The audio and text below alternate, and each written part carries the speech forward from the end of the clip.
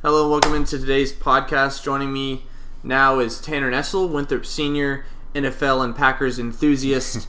Today's conversation is mobile quarterbacks and the future of the NFL. Tanner thinks they won't last. Tell us why. Mobile quarterbacks, for the most part, are successful quarterbacks due in part to the trade-off that they offer, which is their legs. That's something that not every quarterback has, and it's something that can be game-changing, and we've seen that at basically every level of football. And my theory is that it's not sustainable in the NFL because of the superior talent on NFL defenses. The trade-off that I mentioned before is their legs make up for their lack of accurate throwing. And in the NFL, it's all about tight windows, threading needles, great timing, great touch, and that's something that mobile quarterbacks, I think, don't have, because what they usually do when they get into a tough situation where they have to thread a needle is tuck the ball and run. And I mean, it usually ends up in a first down because it's ad-libbing a play, and it's good, but it's not sustainable because people lose a step, people get figured out. What we saw in the Super Bowl with Cam Newton, the Broncos made their game plan around keeping Cam Newton in the pocket, beating him with his arm, and they weren't able to do that.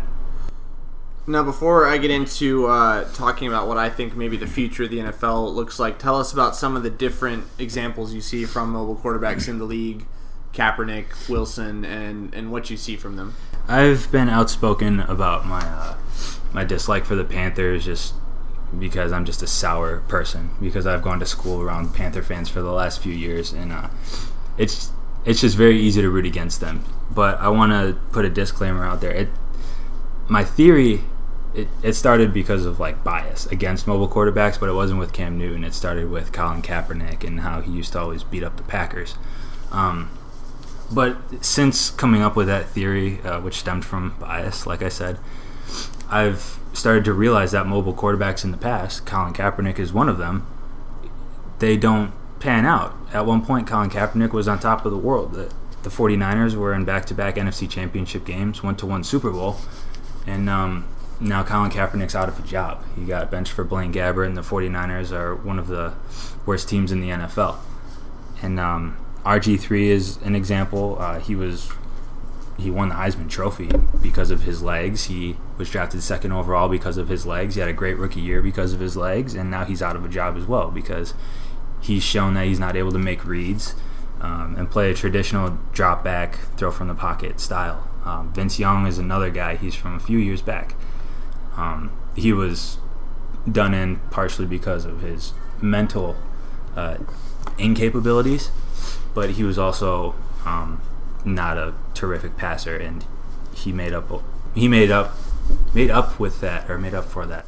You get what I'm trying to say. Yeah, his legs made up for that. Now, let me tell you, if you can, a guy who got benched for Blaine Gabbert, how much you got to look at Jim Harbaugh and think he's some kind of genius to turn Kaepernick into a Super Bowl quarterback, future to be benched for NFL bust Blaine Gabbert. I think what it is you get a quarterback like that, and you can basically do whatever you want on offense because you break the huddle with two plays. It's this pass play, and if it's not there, he can run.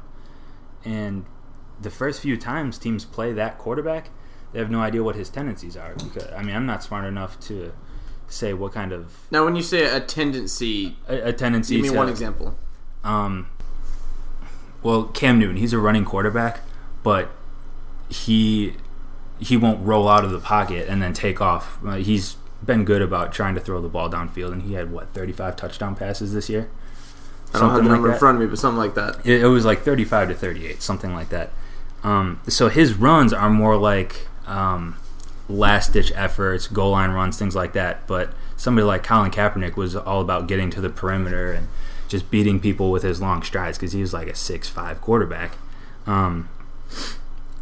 Michael Vick was a different runner than that. He almost ran like a running back out of the shotgun, and the Falcons back in his time implemented some options. So I'm not smart enough to really say much more than that about the tendencies of running quarterbacks into different styles.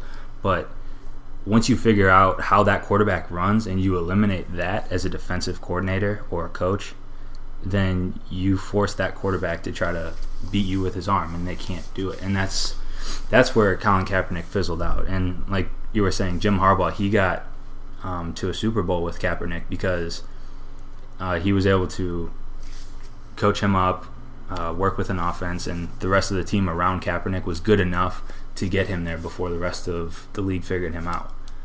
Mm-hmm. Now, I'm not disagreeing with you, but bear with me. Close your eyes, look 30, 40 years into the future.